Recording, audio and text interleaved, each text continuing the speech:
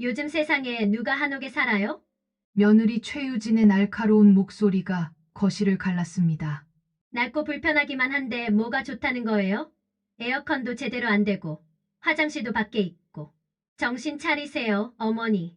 유진이 팔짱을 낀 채 시어머니를 내려다보며 비웃었습니다. 어머니가 그 북촌에 있다는 한옥이나 팔아서 저희 좀 도와주시면 안 돼요? 준혁이 지금 얼마나 힘든지 아세요? 소파에 앉아 있던 남편 이준혁이 거들었습니다. 맞아요. 어머니, 어차피 그 낡은 집 팔아봤자 몇 천만 원 받을 텐데 그거라도 저희한테 주시면 안 돼요? 제 사무실 월세라도 내게요. 이명자는 입술을 꽉 다문 채 아무 말도 하지 않았습니다. 그저 무릎 위에 얹은 손만 가만히 떨리고 있었습니다. 대답이 없으시네. 그럼 아예 나가주세요. 솔직히 말씀드리면 어머니 때문에 저희 인생이 고생이에요. 구식 사고방식에 돈도 없으면서 자존심만 세시고. 유진의 차가운 말이 이어졌습니다. 어머니가 조금만 현실적으로 사셨으면 저희가 이 고생은 안 했을 거 아니에요. 그 한옥 팔아서 강남 아파트 한 채라도 사두셨으면 지금 얼마나 올랐겠어요? 명자의 눈빛이 서늘하게 식어갔습니다. 하지만 여전히 그녀는 아무 말도 하지 않았습니다. 단지 깊은 곳에서부터 차오르는 무언가를 꾹꾹 눌러 담고 있을 뿐이었습니다. 안녕하세요. 저는 이명자입니다. 올해 67입니다. 40년 전 남편과 함께 북촌의 낡은 한옥 한 채를 샀던 그날이 아직도 생생합니다. 모두가 낡은 집 사서 뭐하냐고 비웃었지만 저는 그 기와 한 장 한 장이 품은 세월이 너무나 아름답고 소중했습니다. 남편이 세상을 떠난 후에도 저는 그 신념을 지켰습니다. 하나씩 낡은 한옥들을 사들여 정성껏 복원했습니다. 그렇게 40년을 살았습니다. 하지만 제 아들과 며느리는 그 모든 것을 낡고 쓸모없는 것이라 여겼습니다. 그들이 원한 건 오직 반짝이는 강남 아파트뿐이었습니다. 그리고 어느 한겨울 밤, 저는 제가 40년간 지켜온 모든 것을 버리고 새로운 선택을 해야 했습니다. 아니, 어쩌면 그들이 저에게 그 선택을 하도록 만들었는지도 모르겠습니다. 지금부터 그 이야기를 시작하겠습니다. 저의 하루는 언제나 새벽 5시에 시작됩니다. 어둠이 채 가시지 않은 시간, 저는 조용히 이불을 걷고 일어나 작은 방을 나섭니다. 복도를 지나며 삐걱거리는 마룻바닥 소리가 나지 않도록 발걸음을 최대한 가볍게 했습니다. 며느리가 시끄럽다며 짜증을 낼까 봐서였습니다. 부엌으로 들어서자 차가운 공기가 얼굴을 감쌌습니다. 11월의 새벽은 이렇게 매섭습니다. 저는 낡은 스위치를 올려 형광등을 켰고 깜빡이는 불빛 아래서 냉장고 문을 열었습니다. 안에는 수입 치즈, 요거트, 유기농 샐러드가 가득했습니다. 며느리가 온라인 쇼핑으로 주문한 것들이었습니다. 저는 그 사이를 비집고 제가 어제 담가 놓은 된장통을 꺼냈습니다. 뚜껑을 여는 순간 구수한 냄새가 코끝을 스쳤습니다. 3년을 묵혀 깊은 맛이 우러난 저희 된장이었습니다. 저는 냄비에 물을 붓고 무와 애호박을 썰어 넣으며 천천히 된장찌개를 끓이기 시작했습니다. 보글보글 끓는 소리가 부엌을 채우는 동안 저는 밥솥에 따뜻한 밥을 그릇에 담고 김치를 작은 접시에 덜어냈습니다. 시금치나물도 무치고 계란 후라이도 부쳤습니다. 식탁을 차리는 동안 창밖으로 서서히 동이 트기 시작했습니다. 아파트 창문 너머로 보이는 하늘이 회색빛에서 연한 주황빛으로 물들어갔습니다. 오전 7시가 되자 며느리 유진이 방에서 나왔습니다. 그녀는 실크 잠옷 차림으로 머리를 한 손으로 쓸어 올리며 부엌으로 왔습니다. 얼굴에는 수입 화장품을 발라 윤기가 흘렀지만 표정만큼은 아침부터 차가웠습니다. 아우, 이게 무슨 냄새예요? 유진이 코를 찡그리며 식탁을 보더니 인상을 구겼습니다. 된장찌개야. 아침에 따뜻하게 먹으면 좋아서. 제가 조심스럽게 말했습니다. 어머니, 제가 몇 번을 말씀드렸어요? 저 이런 거 안 먹는다고요. 냄새 때문에 머리 아프다니까요. 유진이 냉장고를 열고 요거트 한 통을 꺼내며 말했습니다. 그녀는 숟가락으로 요거트를 떠먹으며 스마트폰을 켰습니다. 화면을 위아래로 넘기는 손가락 끝에는 최근에 받았다는 네일아트가 반짝였습니다. 그래도 아들은 좋아하니까. 준혁이도 요즘은 이런 거 잘 안 먹어요. 어머니만 모르시는 거예요. 유진이 스마트폰에서 눈을 떼지도 않은 채 무심하게 대답했습니다. 그때 안방에서 아들 준혁이 나왔습니다. 그는 와이셔츠 단추를 채우며 거실로 왔고 식탁의 음식들을 힐끗 보더니 작게 한숨을 내쉬었습니다. 어머니가 또 이런 거 하셨네. 준혁이 중얼거리며 식탁에 앉지도 않고 현관 쪽으로 향했습니다. 아침은 먹고 가야지. 제가 말했습니다. 편의점에서 삼각김밥 사 먹을게요. 시간 없어요. 준혁의 목소리에는 피곤함이 가득했습니다. 그는 구두를 신으며 유진을 돌아봤습니다. 여보, 나 오늘 계약건으로 저녁 늦을 것 같아. 혼자 저녁 먹어. 알았어. 어차피 나도 친구들이랑 약속 있어. 유진이 여전히 스마트폰만 보며 대답했습니다. 현관문이 쾅 소리를 내며 닫혔습니다. 저는 혼자 남은 식탁을 바라보았습니다. 김이 모락모락 나던 밥과 찌개는 이미 식어가고 있었습니다. 어머니도 이제 그만 이런 거 하세요. 유진이 요거트를 다 먹고 일어서며 말했습니다. 요즘 세상에 누가 아침부터 이렇게 차려 먹어요? 다들 간단하게 먹는다니까요. 시간 낭비예요. 그녀는 그 말을 남기고 방으로 들어가 버렸습니다. 저는 홀로 남아 식탁에 앉았습니다. 따뜻했던 밥 한 술을 뜨고 된장찌개 한 숟갈을 떴습니다. 입안 가득 퍼지는 구수한 맛이었지만 왠지 모르게 목이 메었습니다. 식사를 마치고 설거지를 하는 동안 저는 창밖을 바라봤습니다. 아파트 단지 너머로 높은 빌딩들이 하늘을 찌를 듯 솟아 있었습니다. 반짝이는 유리와 콘크리트로 만들어진 세상이었습니다. 문득 40년 전 남편과 함께 북촌 한옥을 처음 샀던 날이 떠올랐습니다. 여보, 이 집 참 좋소. 기와 하나하나에 역사가 담겨 있어. 남편이 한옥 처마를 올려다보며 환하게 웃었던 얼굴이 생생했습니다. 모두가 낡았다고 하는데 당신 눈에는 좋아 보여요? 제가 물었습니다. 낡은 게 아니라 오래된 거요. 오래된 건 버려야 할 게 아니라 지켜야 할 거요. 남편의 목소리가 귓가에 맴돌았습니다. 그날 이후 저희 부부는 하나씩 한옥을 모았습니다. 헐릴 위기에 처한 한옥들을 사들여 정성껏 복원했습니다. 금이 간 기와를 갈고 낡은 대들보를 보수하고 마당에 나무를 심었습니다. 어머니, 다 했어요? 유진의 목소리에 저는 정신을 차렸습니다. 그녀는 어느새 풀 메이크업을 하고 명품 가방을 들고 있었습니다. 아, 응. 다 했어. 그럼 저 나갔다 올게요. 친구들이랑 청담동 가기로 했거든요. 점심은 알아서 드세요. 유진이 하이힐을 신으며 말했습니다. 딸깍딸깍 소리를 내며 그녀가 현관문을 나서자 집안은 다시 조용해졌습니다. 저는 거실 소파에 앉아 텔레비전을 켰습니다. 뉴스에서는 부동산 가격 상승 소식이 나오고 있었습니다. 강남 아파트 값이 또 최고가를 경신했습니다. 전문가들은 앞으로도 상승세가 계속될 것으로 아나운서의 목소리가 흘러나왔습니다. 저는 리모컨으로 채널을 돌렸습니다. 다른 채널에서는 한옥마을 특집 프로그램이 나오고 있었습니다. 북촌 한옥마을은 이제 외국인 관광객들에게 가장 인기 있는 명소가 되었습니다.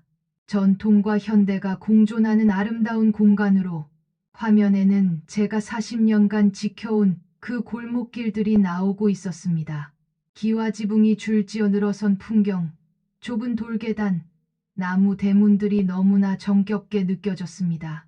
저는 가만히 화면을 바라보다가 방으로 들어가 옷장 깊숙한 곳에서 낡은 앨범 한 권을 꺼냈습니다. 첫 페이지를 넘기자 젊은 시절의 제 모습이 나왔습니다. 남편과 함께 한옥 앞에서 찍은 사진이었습니다. 저는 한복을 입고 있었고 남편은 양복 차림이었습니다. 두 사람 모두 환하게 웃고 있었습니다.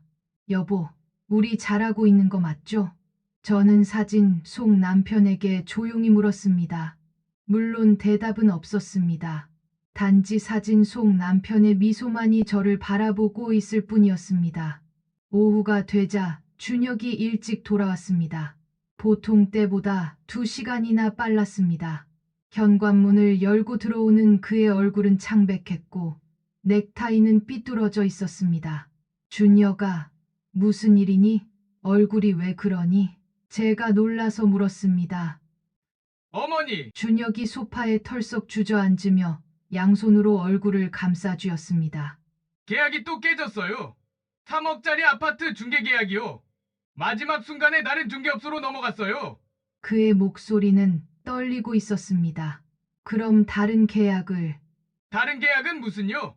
이번 달 사무실 월세도 못 낼 판인데 직원들 월급도 밀렸어요. 준혁이 고개를 들어 저를 바라봤습니다. 그의 눈에는 원망과 분노가 섞여 있었습니다. 어머니, 진짜 묻고 싶은데요. 북촌에 한옥 하나 있으시다고 했잖아요. 그거 팔면 얼마나 나와요? 준혁아, 그건... 몇 천만 원이라도 나오면 저 좀 도와주실 수 있잖아요.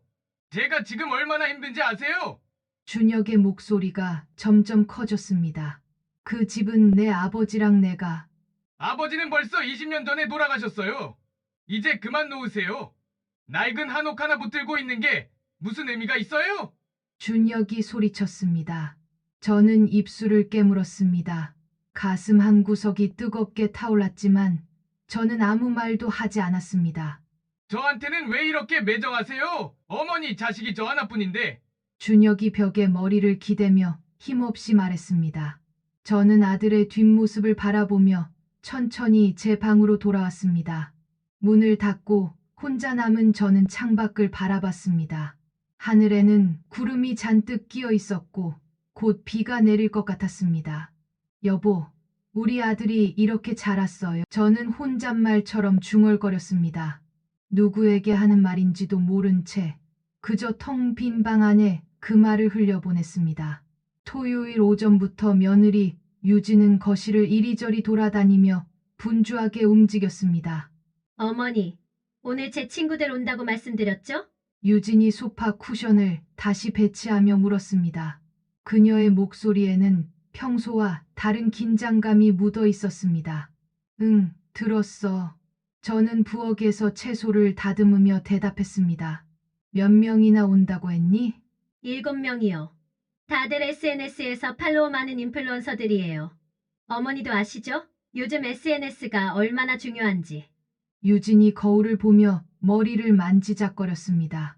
오늘따라 그녀의 화장은 더욱 진했고 입고 있는 옷도 명품 로고가 선명했습니다.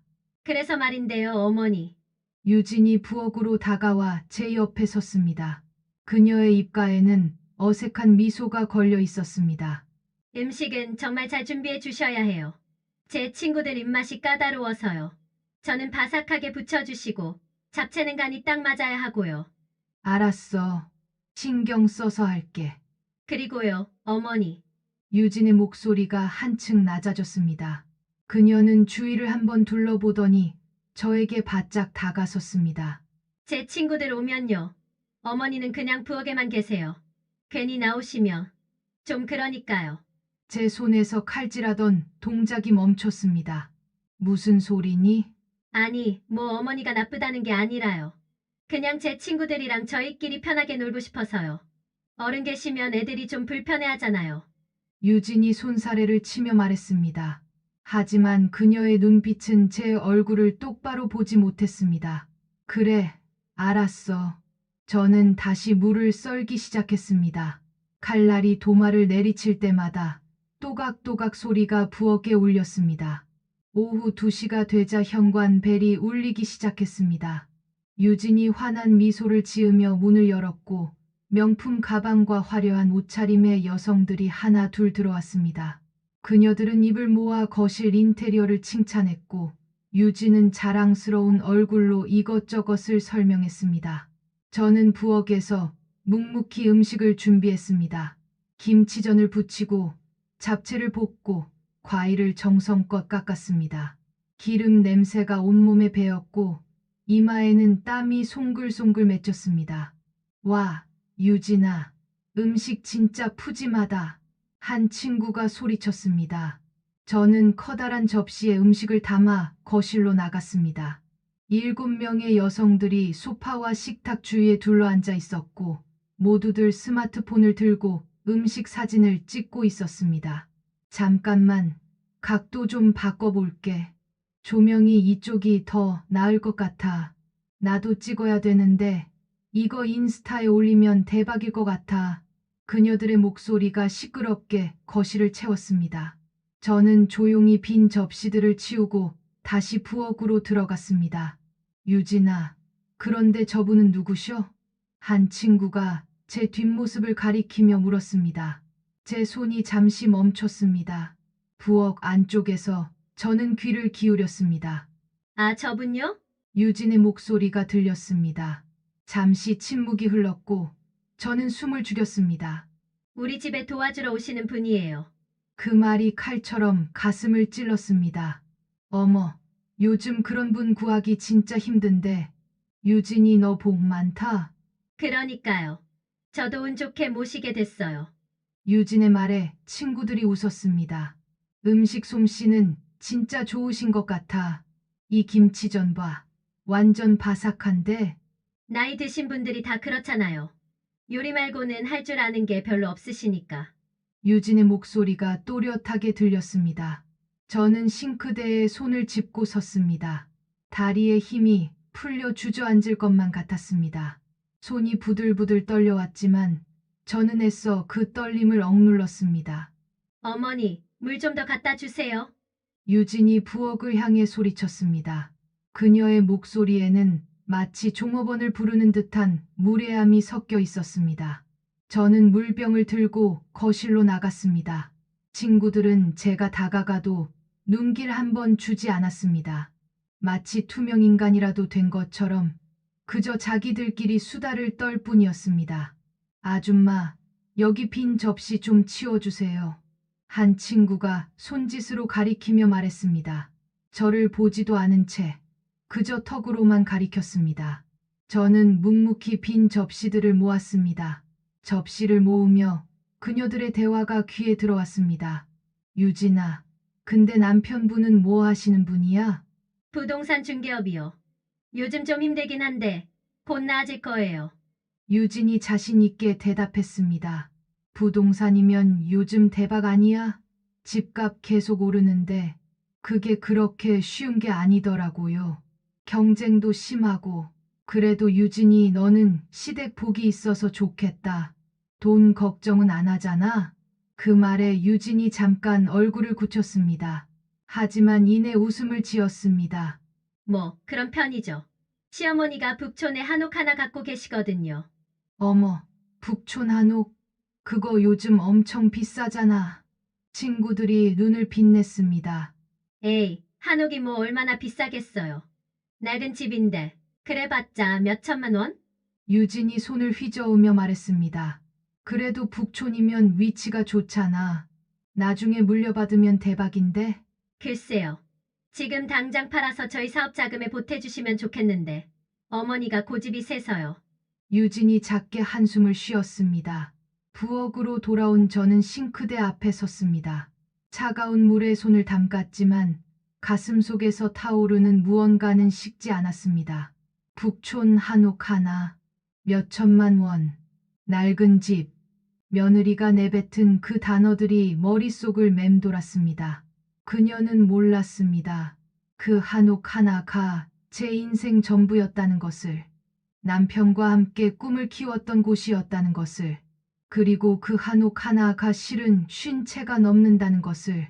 저는 창문을 열었습니다. 차가운 바람이 얼굴을 스쳤습니다. 멀리 북촌 쪽 하늘을 바라보며 저는 작게 숨을 내쉬었습니다. 여보, 참아야겠죠? 저는 하늘을 향해 속삭였습니다. 해가 지고 친구들이 하나 둘 떠나기 시작했습니다. 그녀들은 떠나면서도 저에게 고맙다는 인사 한마디 하지 않았습니다. 그저 유진에게만 오늘 너무 재밌었어. 음식 정말 맛있었어 라는 말을 남겼을 뿐이었습니다. 마지막 친구가 나가자 유진이 소파에 털썩 앉으며 스마트폰을 꺼냈습니다. 어머니 수고하셨어요. 그녀는 화면을 보며 무심하게 말했습니다. 친구들이 음식 정말 맛있다고 난리였어요. 다음에도 부탁드릴게요. 저는 대답하지 않았습니다. 그저 흩어진 접시들과 쓰레기들을 치우기 시작했을 뿐이었습니다. 거실은 전쟁터처럼 어수선했습니다. 바닥에는 과자 부스러기가 떨어져 있었고 소파에는 쿠션들이 엉망으로 널려 있었습니다. 저는 무릎을 꿇고 바닥을 닦았습니다. 걸레질을 하면서 제 눈에서 뜨거운 것이 흘러내렸습니다. 그것이 땀인지 눈물인지 저도 알 수 없었습니다. 어머니, 왜 그렇게 느려요? 빨리 좀 치우세요. 저 피곤해 죽겠는데. 유진이 소파에 누운 채 짜증스럽게 말했습니다. 저는 아무 대꾸 없이 묵묵히 걸레질을 계속했습니다. 바닥에 비친 형광등 불빛이 흐릿하게 일렁였습니다. 그날 밤 저는 제 방에 혼자 앉아 있었습니다. 어둠 속에서 저는 핸드폰을 꺼내 오래된 연락처 하나를 찾았습니다.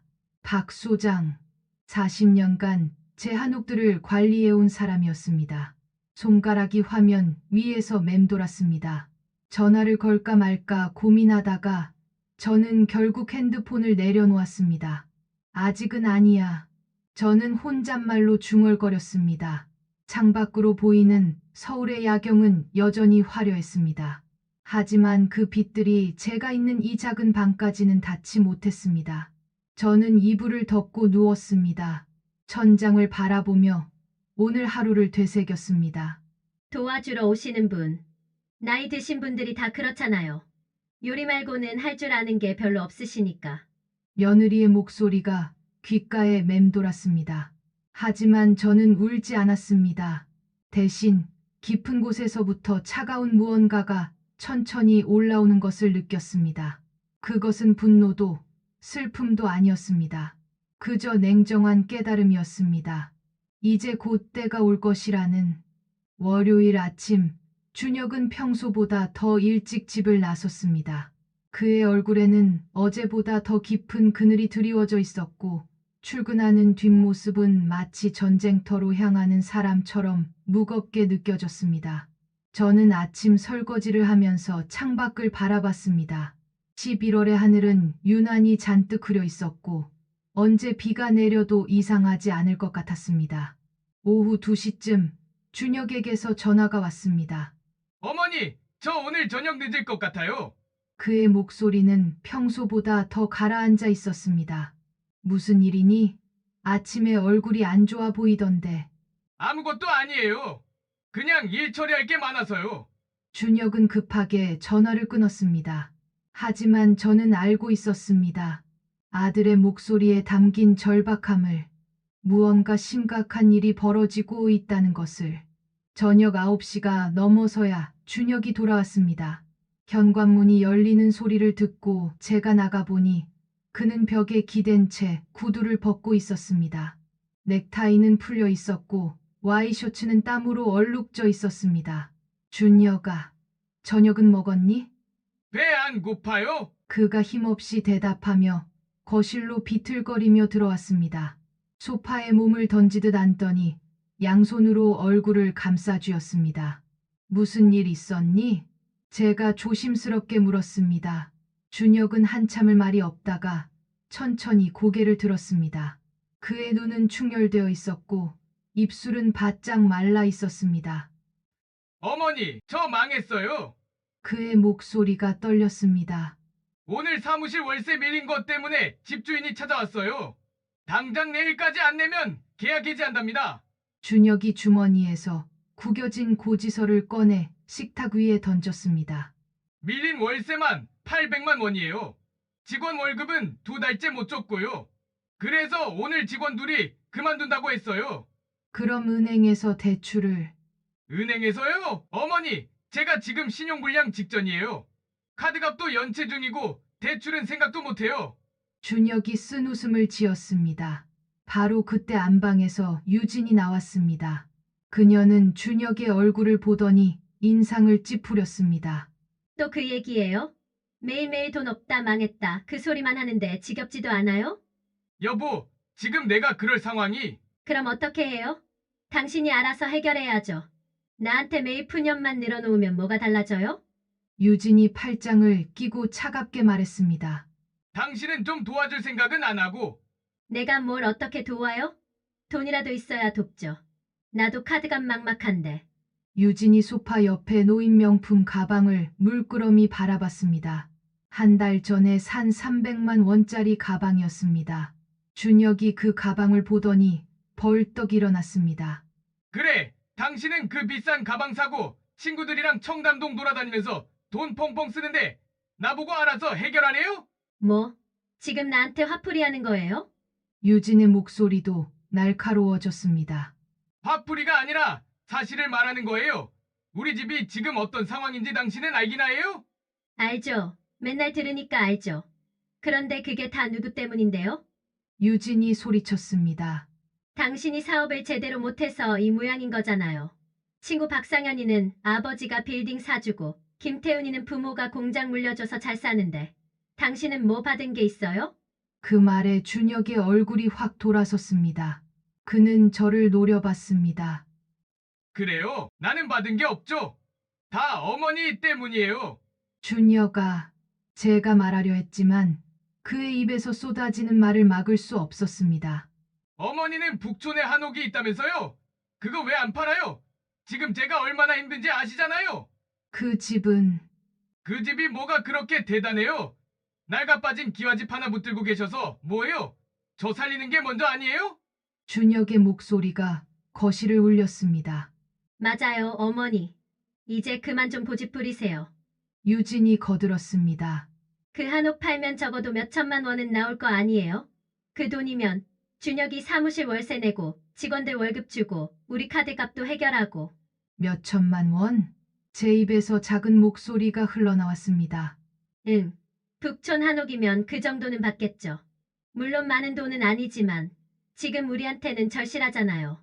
유진이 마치 큰 양보라도 하는 것처럼 말했습니다. 저는 두 사람을 번갈아 바라봤습니다. 제 아들과 며느리는 진심으로 그 한옥이 몇 천만 원짜리 낡은 집 하나라고 믿고 있었습니다. 그 집은 못 팔아. 제가 단호하게 말했습니다. 왜요? 대체 왜요? 준혁이 소리쳤습니다. 그건 내 아버지랑 내가 평생을 걸어서 지킨 집이야. 그냥 돈으로 환산할 수 없는. 에이, 뭔 소리예요. 집은 집이고 돈은 돈이죠. 감상에 젖어서 뭐해요? 유진이 비웃듯 말했습니다.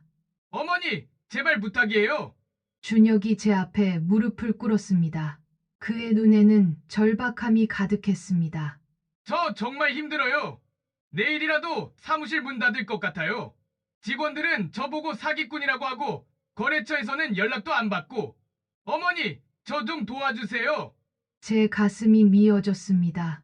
무릎 꿇은 아들을 보니 어린 시절 제 치맛자락을 붙들고 울던 모습이 떠올랐습니다. 하지만 동시에 떠오르는 것이 있었습니다. 남편의 마지막 당부였습니다. 여보, 준혁이가 진짜 어른이 될 때까지는 절대 도와주지 말라고 약속해줘. 돈으로 해결하는 법을 가르치면 그 아이는 평생 돈만 의지하게 될 거야. 준혁아, 일어나라.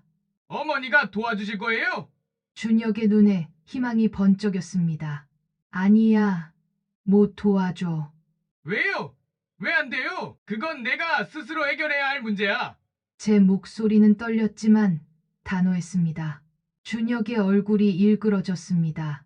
그는 천천히 일어서더니 저를 믿을 수 없다는 표정으로 바라봤습니다. 정말 그러실 거예요? 그래. 좋아요. 좋아. 이제 알겠어요. 준혁이 쓴 웃음을 지으며 고개를 끄덕였습니다. 저한테는 어머니 없는 거나 마찬가지네요. 아니, 없는 것보다 못하네요.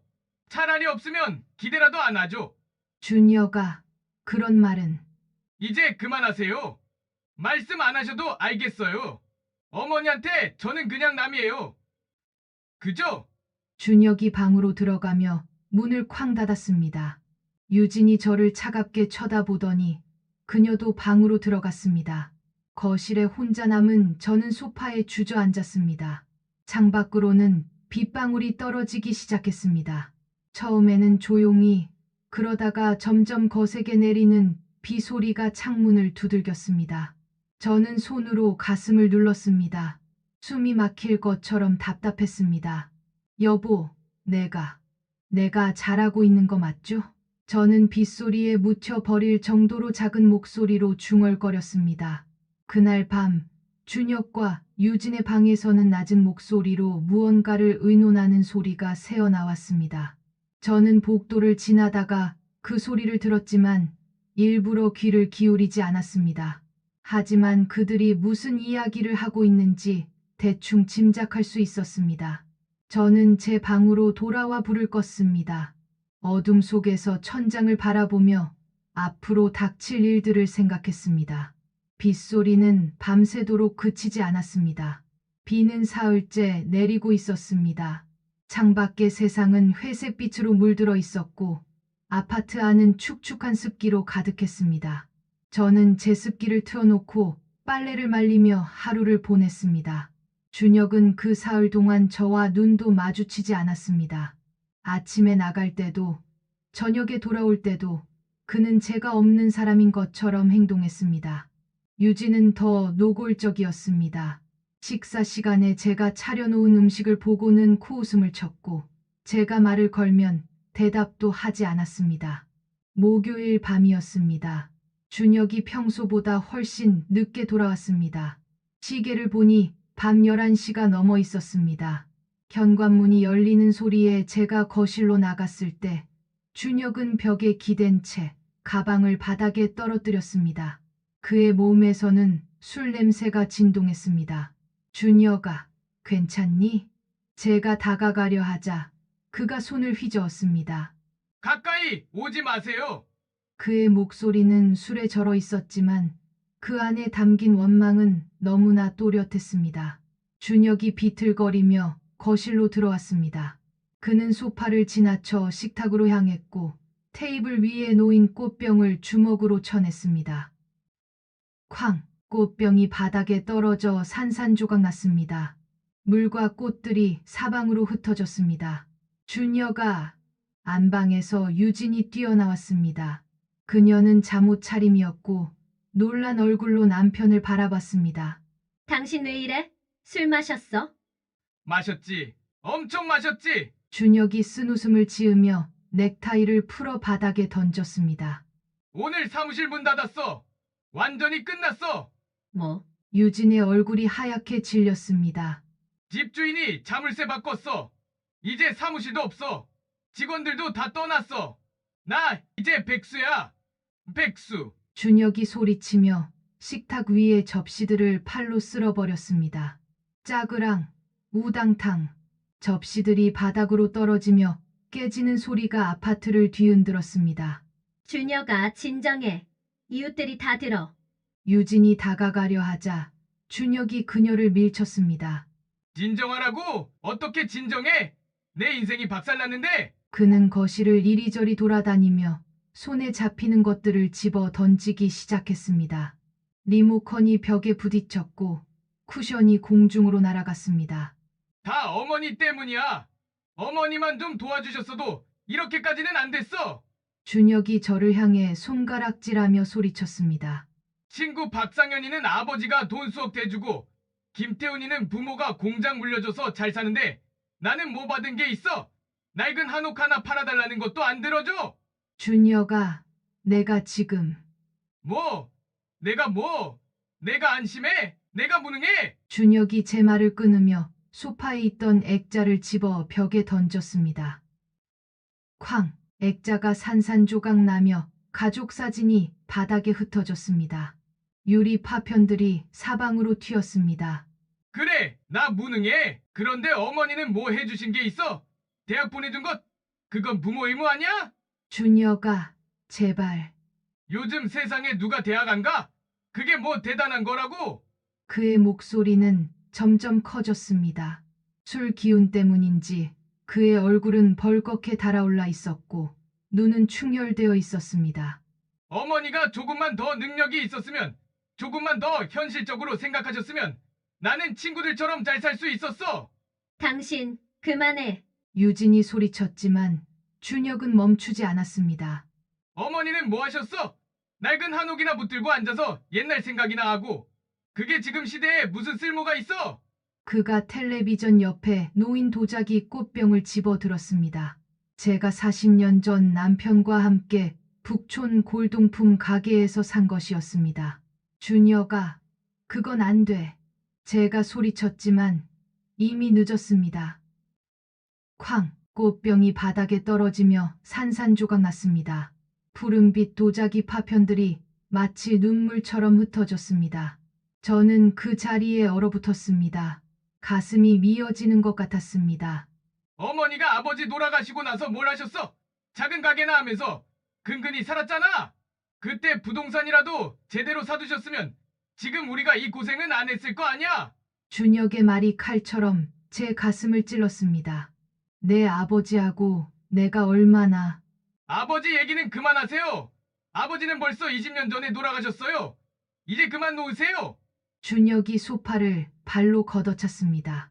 나는 지금 살아있는 사람이에요. 지금 여기서 죽어가고 있는 사람이라고요. 그런데 어머니는 죽은 사람만 생각하고 낡은 집만 생각하고. 그만해라. 준혁아. 제 목소리에 처음으로 힘이 들어갔습니다. 뭐 그만하라고? 준혁이 비웃으며 저를 노려봤습니다. 어머니가 뭘 아세요? 빚쟁이들한테 쫓기는 게 어떤 건지, 거래처에서 사기꾼 취급받는 게 어떤 건지, 직원들 눈을 똑바로 못 쳐다보는 게 어떤 건지. 그는 주먹으로 벽을 내리쳤습니다. 나는 매일 지옥에서 사는데 어머니는 편하게 이 집에서 밥이나 하시면서 옛날 얘기나 하시고. 당신, 정말 그만해. 유진이 준혁의 팔을 붙잡았습니다. 나라고! 준혁이 유진의 손을 뿌리쳤습니다. 그는 거실을 미친 듯이 돌아다니며 손에 잡히는 모든 것을 집어던졌습니다. 책, 쿠션, 화분, 리모컨. 거실은 순식간에 전쟁터가 되었습니다. 어머니 때문에 내 인생이 이렇게 됐어. 다 어머니 탓이야. 준혁이 마지막으로 식탁 위에 과일 바구니를 바닥에 쏟아부으며 소리쳤습니다. 사과와 배들이 바닥으로 굴러다녔습니다. 저는 그 광경을 묵묵히 지켜봤습니다. 제 아들이 집안을 부수는 모습을, 저를 향해 악을 쓰는 모습을. 하지만 이상하게도 제 마음은 점점 차갑게 식어가고 있었습니다. 분노도 슬픔도 아닌 그저 냉정한 차가움이었습니다. 다 했니? 제가 조용히 물었습니다. 준혁이 숨을 헐떡이며 저를 쳐다봤습니다. 이제 내 방으로 들어가도 되겠니? 준혁은 아무 대답도 하지 못했습니다. 그는 술 기운이 빠진 듯 소파에 털썩 주저앉았습니다. 저는 천천히 걸어서 제 방으로 향했습니다. 발밑에서 도자기 파편들이 밟히는 소리가 났지만 저는 멈추지 않았습니다. 방문을 닫고 저는 침대에 앉았습니다. 어둠 속에서 저는 핸드폰을 꺼내 오래된 연락처를 찾았습니다. 박 소장. 손가락이 화면 위에서 멈췄습니다. 여보, 이제 때가 된 것 같아요. 저는 어둠 속에서 작게 중얼거렸습니다. 그리고 천천히, 아주 천천히 전화번호를 눌렀습니다. 신호음이 울렸습니다. 한 번, 두 번, 세 번.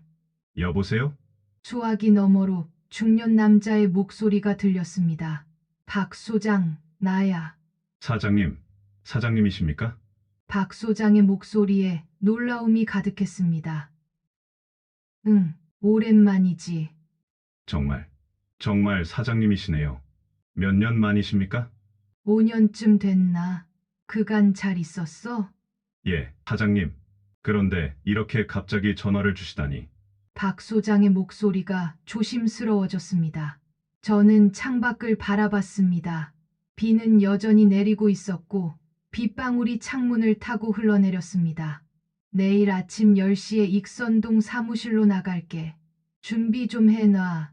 예, 사장님. 그게 무슨... 자세한 얘기는 내일 하지. 그리고 박 소장. 저는 잠시 말을 멈췄다가 천천히 입을 열었습니다. 이제 시작할 거야. 제대로. 다음 날 아침 저는 평소보다 일찍 일어났습니다. 새벽 4시였습니다. 아직 동도 트기 전 세상이 가장 고요한 시간이었습니다. 저는 조용히 옷장을 열고 깊숙한 곳에 보관해 두었던 옷들을 꺼냈습니다. 남편이 살아 계실 때 입었던 검은색 한복 저고리와 치마였습니다. 세월이 흘렀지만 여전히 단정하고 품이 있었습니다. 거울 앞에 서서 천천히 옷을 갈아입었습니다. 저고리 고름을 메고 머리를 단정하게 빗어 올렸습니다. 거울 속 제 모습이 낯설었습니다. 아니, 오랜만에 본 익숙한 모습이었습니다. 40년 전 남편과 함께 한옥을 하나씩 사들이며 꿈을 키우던 그때의 제 모습이었습니다. 작은 보따리 하나를 챙겼습니다. 그 안에는 통장, 도장, 그리고 남편의 사진이 들어 있었습니다. 새벽 5시, 저는 방문을 조용히 열고 나왔습니다. 거실은 어젯밤의 흔적이 그대로 남아 있었습니다. 깨진 도자기 파편들, 흩어진 책들, 넘어진 화분, 전쟁터 같았습니다. 저는 그 사이를 조심스럽게 걸어 현관으로 향했습니다. 신발을 신으려는데 안방문이 열렸습니다. 유진이었습니다. 그녀는 잠옷 차림으로 머리를 헝클어뜨린 채 나왔습니다. 어머니, 이 새벽에 어디 가세요? 그녀의 목소리에는 의심이 가득했습니다. 볼 일이 있어서. 저는 짧게 대답했습니다. 볼 일이요? 무슨 볼 일인데 이렇게 일찍? 그리고 그 옷은 뭐예요? 유진이 제 한복 차림을 위아래로 훑어봤습니다. 나도 이제 내일을 좀 봐야지. 무슨 소리예요? 갑자기 왜 이러세요? 유진의 목소리가 날카로워졌습니다. 그녀는 안방으로 고개를 돌려 소리쳤습니다. 여보, 여보, 일어나봐. 어머니가 이상해. 곧 준혁이 비틀거리며 나왔습니다. 그의 얼굴은 숙취로 부어 있었고 눈은 제대로 뜨지도 못했습니다. 무슨 일이에요? 아침부터? 준혁이 저를 보더니 눈을 크게 떴습니다. 어머니, 그 옷은 뭐예요? 어디 가시게요? 나가 산다. 저는 담담하게 말했습니다. 뭐, 나간다고요? 준혁과 유진이 동시에 소리쳤습니다. 나갈 때가 된 것 같아서. 갑자기 무슨 소리예요? 설마 어젯밤 일 때문에? 준혁이 당황한 얼굴로 다가왔습니다. 어젯밤 일만은 아니야. 그동안 생각할 시간이 많았어. 이제는 내가 있을 곳이 아닌 것 같더구나. 저는 현관문 손잡이에 손을 올렸습니다. 잠깐만요, 어머니. 유진이 제 앞을 막아섰습니다. 그녀의 얼굴에는 당황과 초조함이 뒤섞여 있었습니다. 어머니가 나가시면 저희는 어떻게 해요? 집안일은 누가 하고, 밥은 누가 하고. 내가 하면 되지.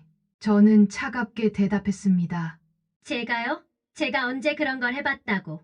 이제 배울 때도 됐잖니. 결혼한 지 몇 년이나 됐는데. 유진의 얼굴이 붉어졌습니다.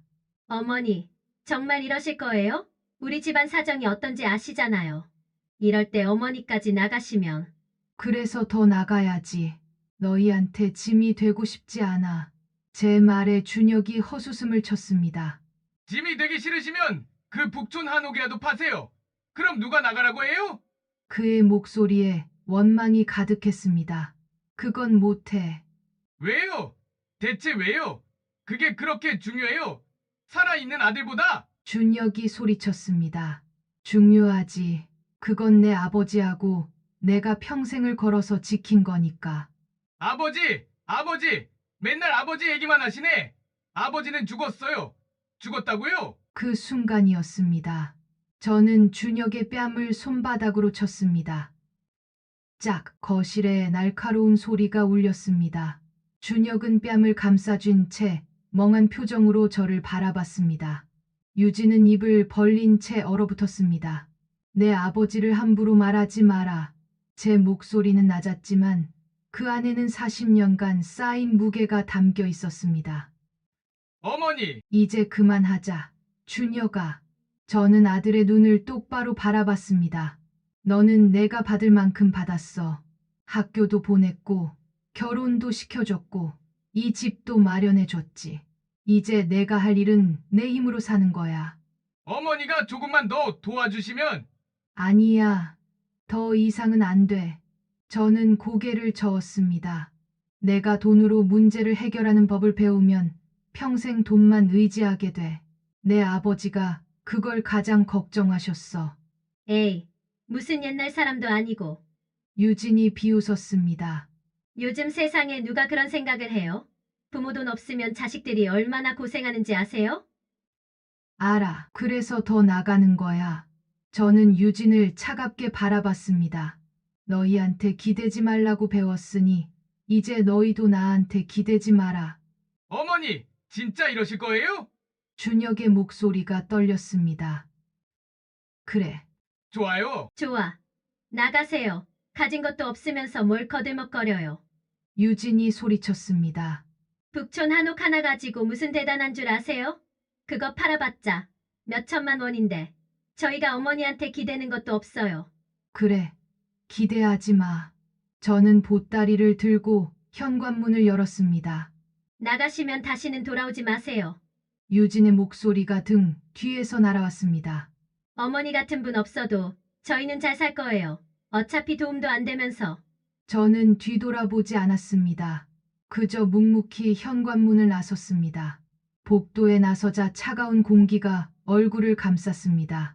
비는 그쳤지만 하늘은 여전히 잔뜩 흐려 있었습니다.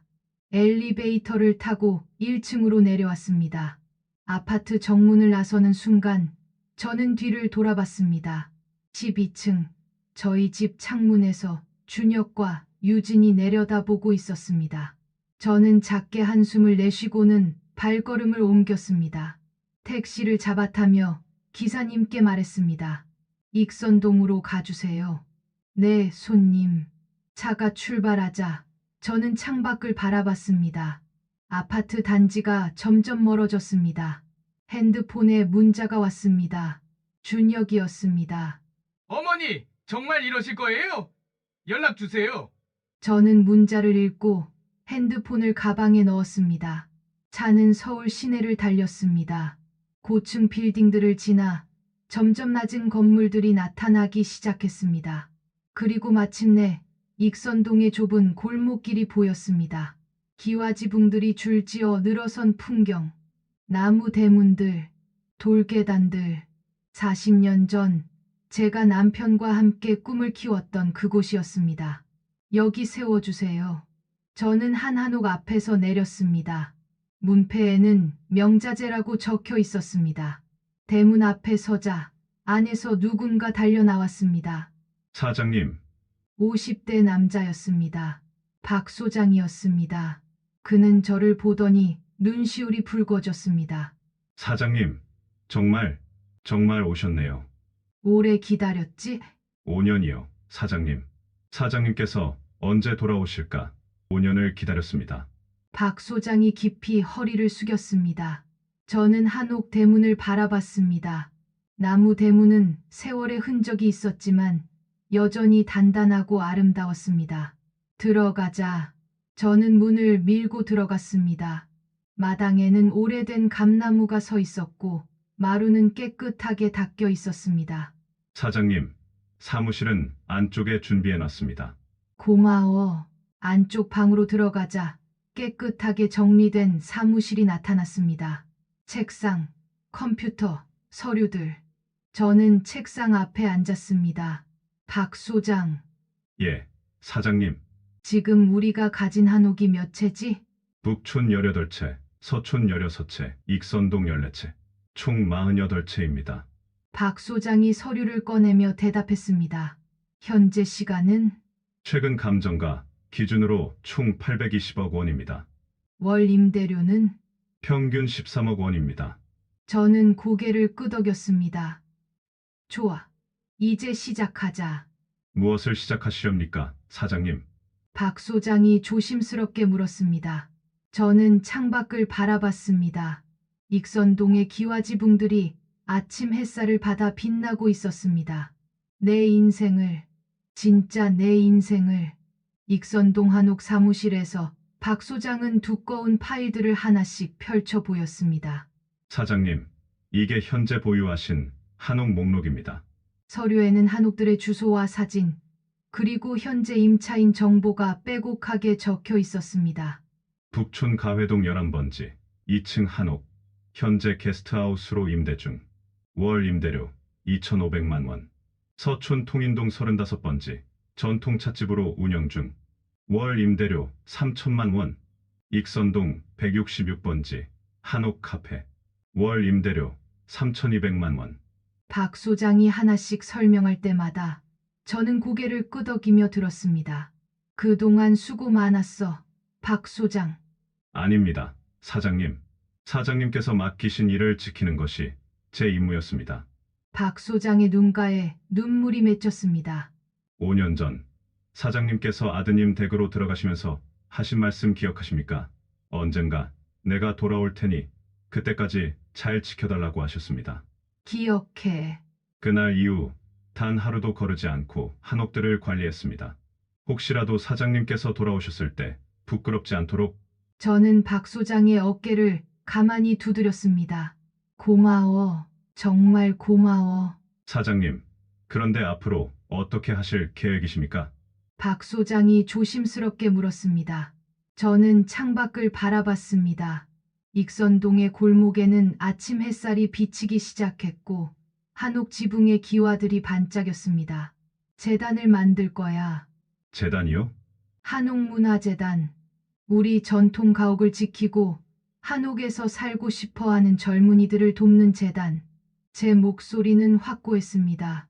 출연금은 얼마로 생각하고 계십니까?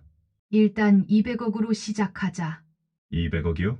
박 소장이 놀라 눈을 크게 떴습니다. 응, 그리고 기자회견도 준비해줘. 일주일 후면 좋겠어.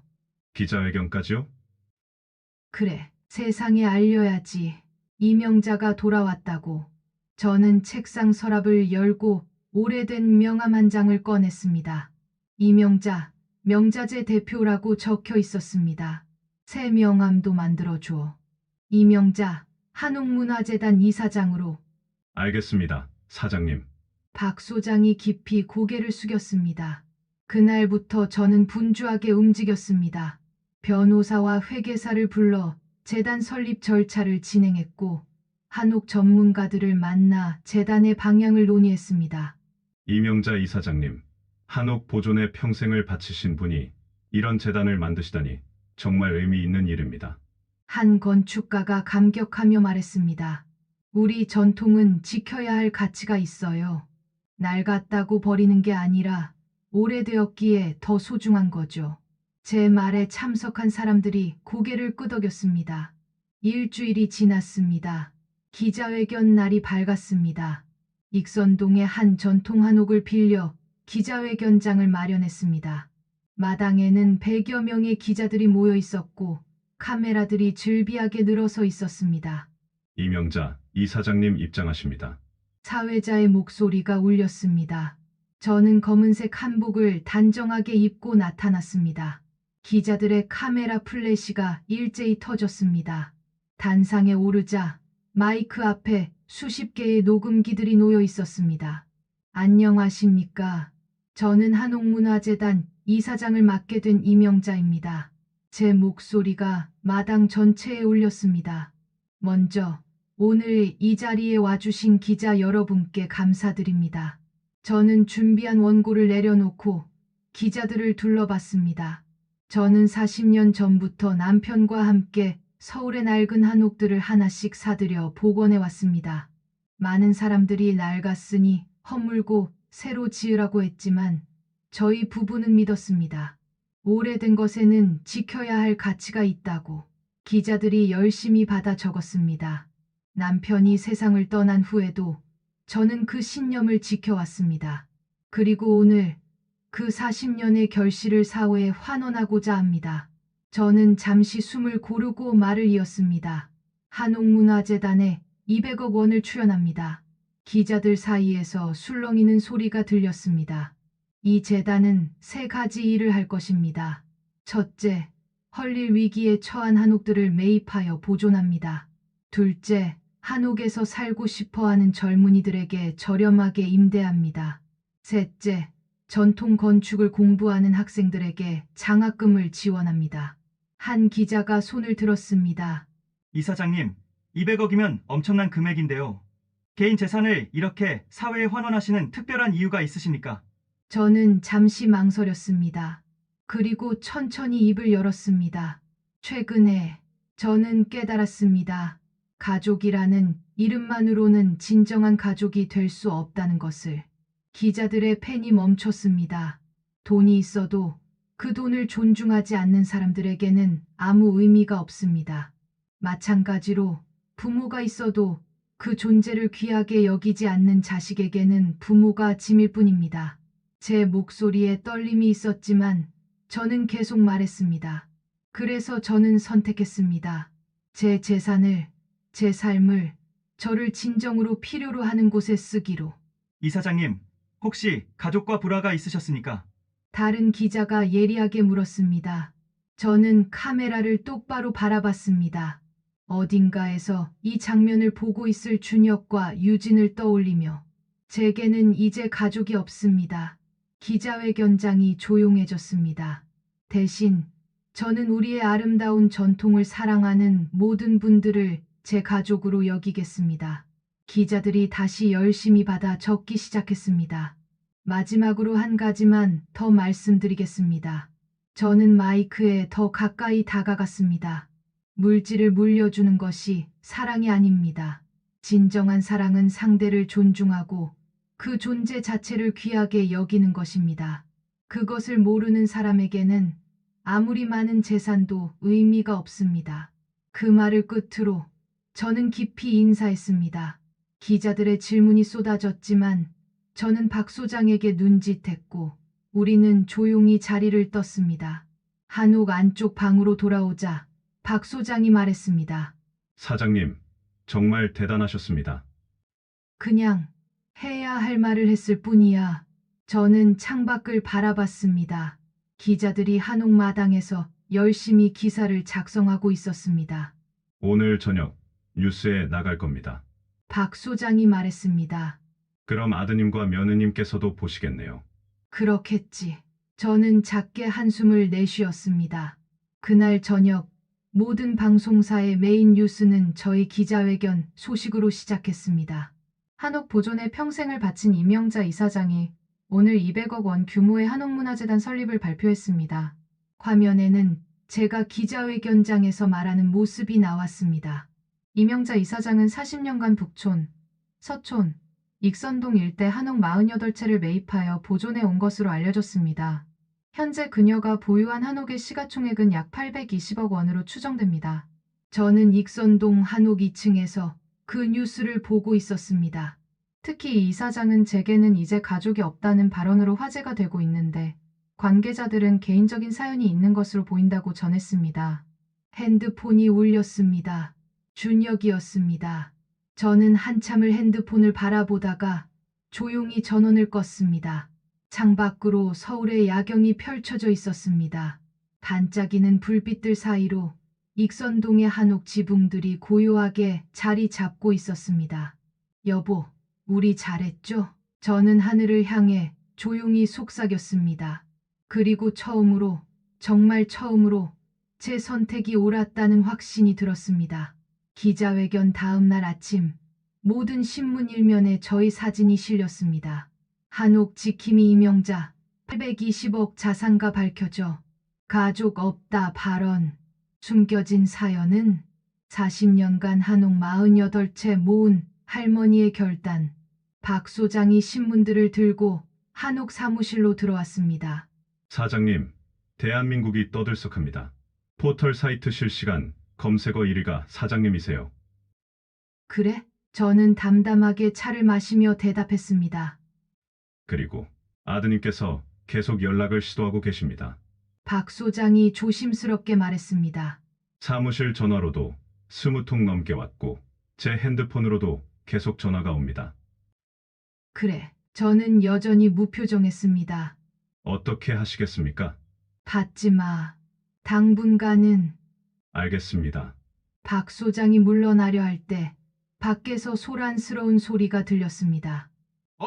어머니 계세요? 준혁의 목소리였습니다. 이명자 이사장님, 잠깐만 만나 뵙겠습니다. 유진의 목소리도 들렸습니다. 저는 자리에서 일어나 창문 쪽으로 다가갔습니다. 한옥 대문 앞에 준혁과 유진이 서 있었고 경비원이 그들을 막고 있었습니다. 제발요. 어머니 한 번만 뵙게 해주세요. 준혁이 애원했습니다. 예약 없이는 출입이 불가능합니다. 경비원이 단호하게 말했습니다. 예약이요? 저 아들인데 예약을 해야 해요. 유진이 소리쳤습니다. 규정입니다. 박 소장이 제 눈치를 살폈습니다. 사장님, 어떻게 하시겠습니까? 저는 잠시 망설였습니다. 그리고 천천히 말했습니다. 들여보내. 하지만 여기가 아니라 익선동 99번지 한옥으로 안내해줘. 30분 후에. 알겠습니다, 사장님. 30분 후, 저는 익선동의 다른 한옥에 앉아 있었습니다. 이곳은 비어있는 한옥으로 마당에는 오래된 석류나무 한 그루가 서 있었습니다. 대청마루에 앉아있는 저의 앞에는 차 한 잔이 놓여 있었습니다. 곧 대문이 열리는 소리가 들렸습니다. 준혁과 유진이 박 소장의 안내를 받아 마당으로 들어왔습니다. 그들은 저를 보자마자 달려왔습니다. 하지만 대청마루 앞에서 멈칫했습니다.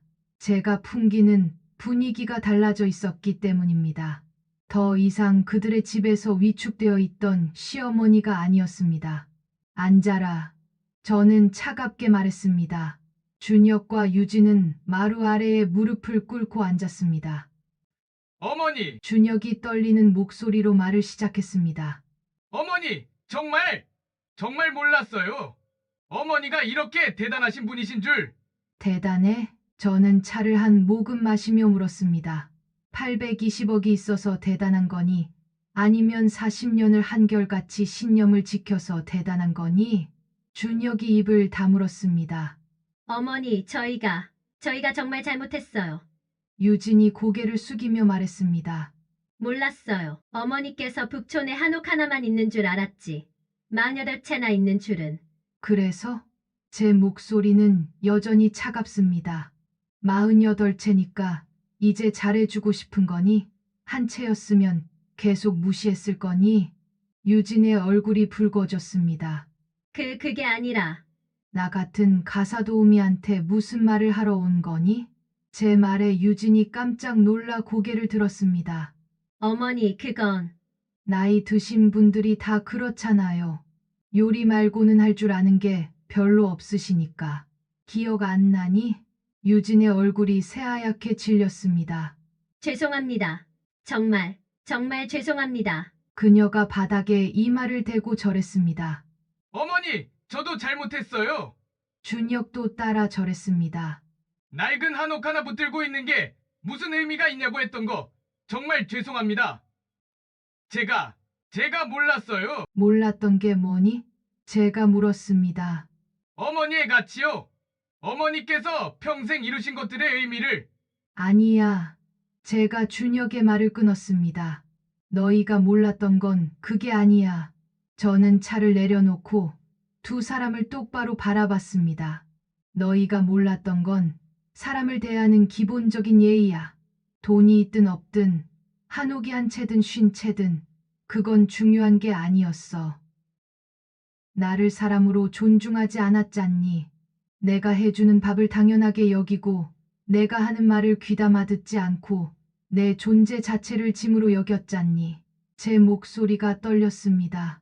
그게 가장 아팠어. 돈이 없어서가 아니라 너희 눈에 내가 사람이 아니었다는 게. 준혁이 고개를 들어 저를 바라봤습니다. 그의 눈에는 눈물이 가득했습니다. 어머니, 정말 용서해 주세요. 다시 기회를 주세요. 기회? 저는 쓴웃음을 지었습니다. 기회는 이미 수없이 있었어. 너희가 내 밥을 먹을 때마다, 너희가 내 말을 들을 때마다 그게 다 기회였어.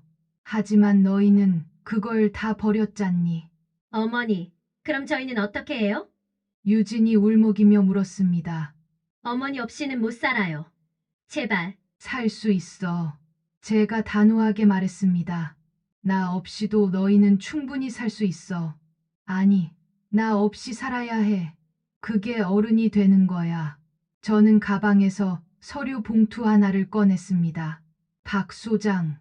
밖에서 기다리던 박 소장이 들어왔습니다. 이걸 전해줘. 박 소장이 봉투를 받아 준혁에게 건넸습니다. 준혁이 떨리는 손으로 봉투를 열었습니다. 안에는 법률 서류들이 들어 있었습니다. 이건 상속 포기 각서와 재산 분할 포기 동의서야. 제가 설명했습니다. 서명하고 도장 찍어서 일주일 안에 보내. 어머니, 이게 무슨... 내 재산은 한 푼도 너희한테 가지 않아. 전부 재단과 사회에 환원할 거야. 어머니, 준혁이 소리쳤습니다. 그럼 저희는요? 저희는 어떻게 살아요? 내 힘으로 살아. 내 아버지가 그렇게 바랐어. 돈에 의지하지 말고 스스로 설 수 있는 사람이 되라고. 하지만 어머니, 저는 지금 빚더미에... 그건 내가 해결해야 할 문제야. 내가 대신 해결해 주면 너는 평생 또 누군가에게 의지하면서 살 거야. 저는 자리에서 일어났습니다. 그리고 하나 더. 저는 품에서 또 다른 서류를 꺼냈습니다. 접근금지 가처분 신청서야. 오늘부로 너희는 나한테 100m 이내로 접근할 수 없어. 위반하면 법적 조치를 취할 거야. 어머니, 그럼 다시는 못 뵙는다는 거예요? 준혁의 목소리가 절규에 가까웠습니다. 저는 마루에서 내려와 준혁 앞에 섰습니다. 그리고 처음으로 아들의 머리를 쓰다듬었습니다. 준혁아, 예, 어머니! 너를 미워하는 건 아니야. 다만 이제는 내가 진짜 어른이 되어야 할 때야. 제 눈에서 눈물이 흘러내렸습니다. 돈 없이도 당당하게 살 수 있는 사람. 다른 사람을 존중할 줄 아는 사람. 내 아버지가 그렇게 되길 바랐어. 어머니! 지금은 원망스럽겠지. 하지만 언젠가는 알게 될 거야. 이게 진짜 사랑이었다는 걸. 저는 손을 거두고 뒤돌아섰습니다. 박 소장, 배웅해줘. 예, 사장님. 어머니! 어머니! 준혁과 유진의 울음소리가 뒤에서 들렸지만 저는 뒤돌아보지 않았습니다. 한옥 안채로 들어가 문을 닫자 바깥의 소리가 차단되었습니다. 저는 벽에 기대섰습니다. 다리에 힘이 풀렸습니다. 여보, 저는 남편의 사진을 꺼내 가슴에 안았습니다. 이게 맞는 거죠? 눈물이 멈추지 않았습니다. 사랑하는 아들을 멀리 보내는 어미의 마음. 그것이 이렇게 아플 줄은 몰랐습니다. 하지만 동시에 저는 알고 있었습니다. 이것이 진짜 사랑이라는 것을. 창밖으로 준혁과 유진이 대문을 나서는 모습이 보였습니다. 두 사람은 한없이 작아 보였습니다. 잘 자라라, 준혁아. 저는 창문에 손을 대고 작게 속삭였습니다. 이제는 정말 어른이 되어라. 3개월이 흘렀습니다. 겨울이 깊어지고 첫눈이 내린 12월의 어느 날이었습니다. 한옥문화재단 사무실은 따뜻한 온기로 가득했습니다. 장작난로가 타닥타닥 소리를 내며 타오르고 있었고 한지로 만든 창문 너머로는 하얀 눈이 소복이 쌓여가고 있었습니다. 이사장님, 오늘 장학생 간담회 준비 다 됐습니다. 박 소장이 들어와 말했습니다. 몇 명이나 오기로 했지? 25명입니다. 모두 건축학과나 전통문화 관련 학과 학생들이에요. 그래, 잘했어. 저는 자리에서 일어나 거울을 봤습니다. 회색빛 한복 저고리가 단정했고 머리는 깔끔하게 빗어 올렸습니다. 1층 대청마루로 내려가자 젊은 학생들이 이미 도착해 있었습니다. 그들의 얼굴에는 설렘과 감사함이 가득했습니다. 어서 오세요. 추운데 고생 많았어요. 제가 다가가자 학생들이 일제히 일어나 인사했습니다. 이사장님, 안녕하십니까? 앉아요, 앉아. 편하게 있어요. 저는 학생들 사이에 자리를 잡고 앉았습니다. 한 여학생이 조심스럽게 손을 들었습니다. 이사장님, 저 말씀드려도 될까요? 그래, 얼마든지. 저는 원래 이번 학기에 학교를 그만두려고 했어요. 아르바이트를 3개씩 해도 학비랑 생활비를 감당할 수가 없어서요. 여학생의 눈시울이 붉어졌습니다. 그런데 재단 장학금 덕분에 계속 공부할 수 있게 됐어요. 정말, 정말 감사합니다. 아니야. 내가 꿈을 포기하지 않아서 내가 더 고마워. 제가 그녀의 손을 잡아주자 여학생이 눈물을 흘렸습니다. 다른 남학생이 말했습니다. 이사장님, 저는 한옥 목수가 되고 싶은데 요즘은 한옥 짓는 곳이 별로 없어서 걱정했어요. 그런데 재단에서 실습 기회도 주신다고 해서 정말 꿈만 같아요. 우리 전통 기술이 사라지면 안 되잖니. 내가 배워서 다음 세대에 전해줘야지. 제 말에 학생들이 고개를 끄덕였습니다. 이사장님, 한 학생이 조심스럽게 물었습니다. 혹시 이사장님은 왜 이런 일을 하시게 되었어요? 저는 잠시 창밖에 눈을 바라봤습니다. 옛날에 말이야. 내 남편이 그랬어. 낡은 게 아니라 오래된 거다. 오래된 건 버려야 할 게 아니라 지켜야 할 거다라고. 학생들이 조용히 귀를 기울였습니다. 그 말을 평생 가슴에 품고 살았어. 그래서 한옥을 모았고, 지켰고, 이제는 너희 같은 젊은 친구들에게 물려주고 싶어. 감동이에요, 이사장님. 한 학생이 말했습니다. 이사장님 같은 분이 계셔서 우리 전통이 살아있는 거예요. 그때 한 남학생이 스마트폰을 보다가 말했습니다. 이사장님, 이거 기사 나왔어요. 한옥문화재단 전국 한옥 보존에 100억 추가 지원이래요. 벌써 나왔네. 저는 미소를 지었습니다. 이사장님, 정말 대단하세요. 학생들이 박수를 쳤습니다. 그 순간 문득 제 핸드폰이 울렸습니다. 모르는 번호였습니다. 저는 자리에서 일어나 복도로 나가 전화를 받았습니다. 여보세요? 이사장님, 저 한국일보 사회부 기자 김민준입니다. 네, 무슨 일이신가요? 혹시 이명자 이사장님, 아드님이 이준혁 씨 맞으신가요? 제 가슴이 철렁 내려앉았습니다. 네, 맞는데요. 무슨 일이라도? 아드님께서 요즘 빚 문제로 힘들어 하시다가 어제 작은 식당 주방 보조로 취직하셨다는 소식을 들었습니다. 며느님도 편의점에서 아르바이트를 시작하셨다고 하고요. 혹시 이에 대한 이사장님 입장을 여쭤봐도 될까요? 저는 한참을 말이 없었습니다. 기자님, 네, 이사장님. 그냥 잘 됐네요. 라고만 전해주세요. 예, 그게 무슨... 아들이 드디어 자기 발로 서는 법을 배우고 있다는 거니까요. 어미로서 그보다 기쁜 일이 어디 있겠어요. 저는 전화를 끊고 창밖을 바라봤습니다. 눈은 계속 내리고 있었습니다. 준혁아, 저는 작게 중얼거렸습니다. 고생이 많겠구나. 하지만 그게 내가 가야 할 길이야. 그날 저녁, 저는 익선동 한옥 2층에 혼자 앉아 있었습니다. 창밖으로는 익선동의 기와지붕들이 하얗게 눈에 덮여 있었고 골목의 가로등이 따뜻한 빛을 내고 리고 있었습니다. 박 소장이 차를 가져다 주었습니다. 사장님, 오늘 학생들 정말 좋아했습니다. 그래? 네, 다들 이사장님 덕분에 꿈을 이룰 수 있다고 눈물 흘리더라고요. 저는 차를 한 모금 마셨습니다. 따뜻한 온기가 몸속으로 스며들었습니다. 박 소장, 예, 사장님. 나 잘하고 있는 거 맞지? 박 소장이 잠시 망설이다가 말했습니다. 솔직히 말씀드려도 될까요? 그래, 처음에는 이해가 안 됐습니다. 아드님을 그렇게까지 매몰차게 대하시는 게. 저는 고개를 끄덕였습니다.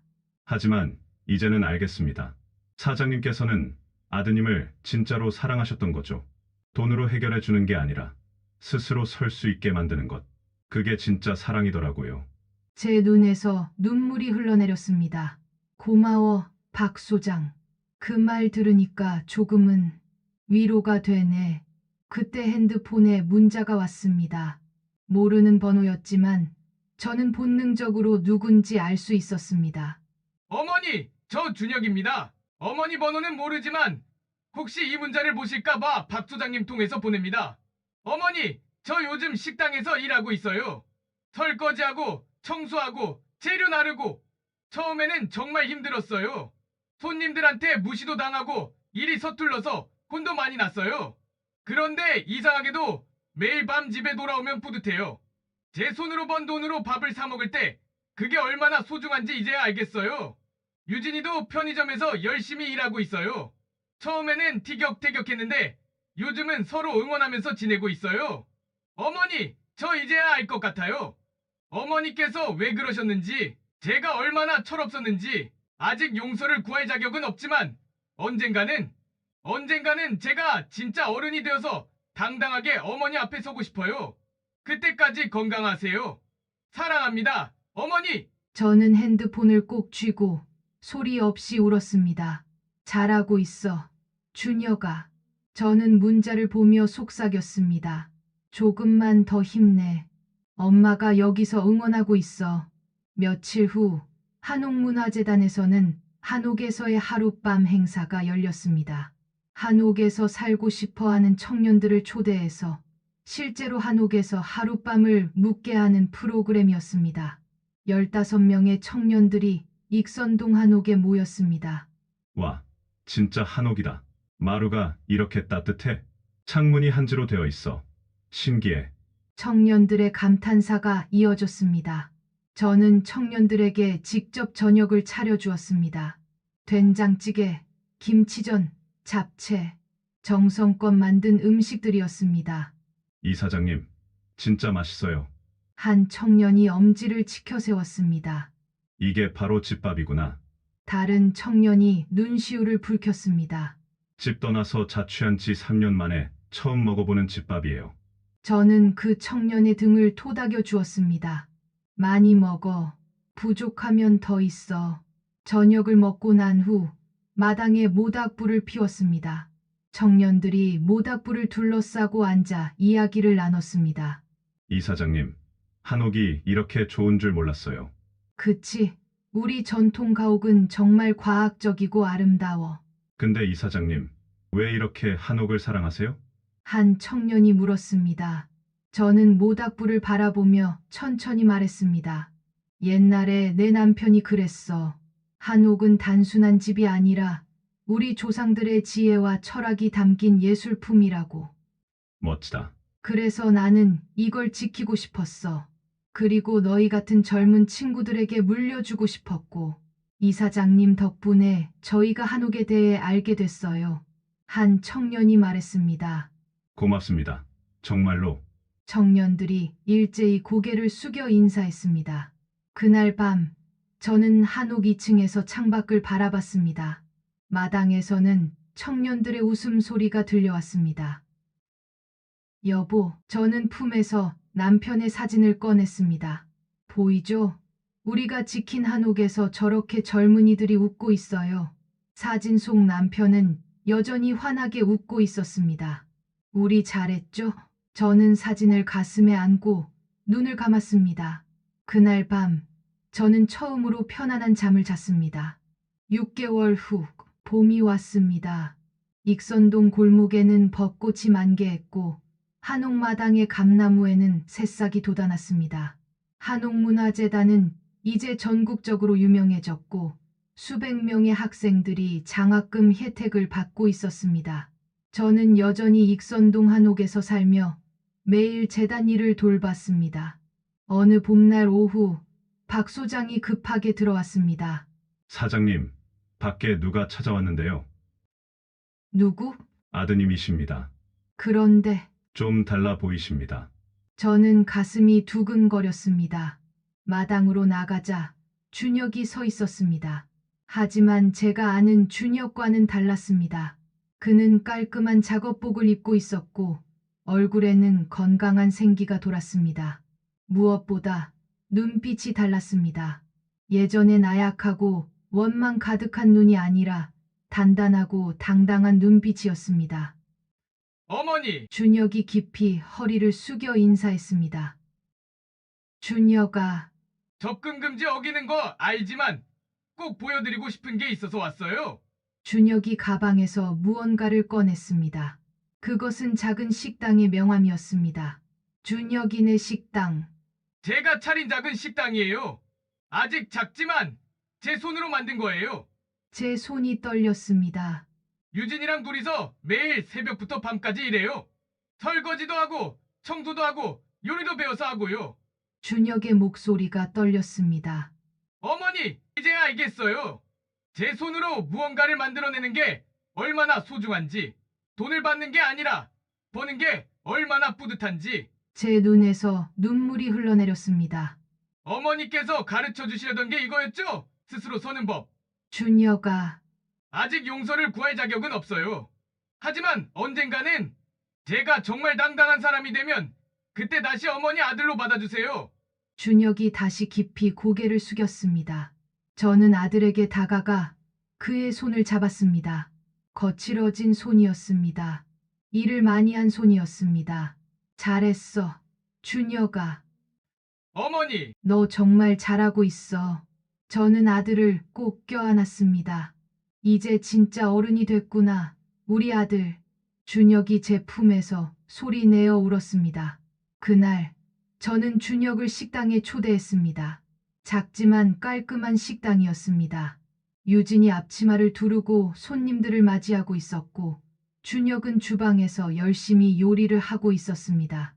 저는 조용히 앉아서 준혁이 만든 김치찌개를 먹었습니다. 맛은 완벽하지 않았습니다. 조금 짜기도 하고 간이 고르지도 않았습니다. 하지만 제 평생 먹어본 음식 중 가장 맛있었습니다.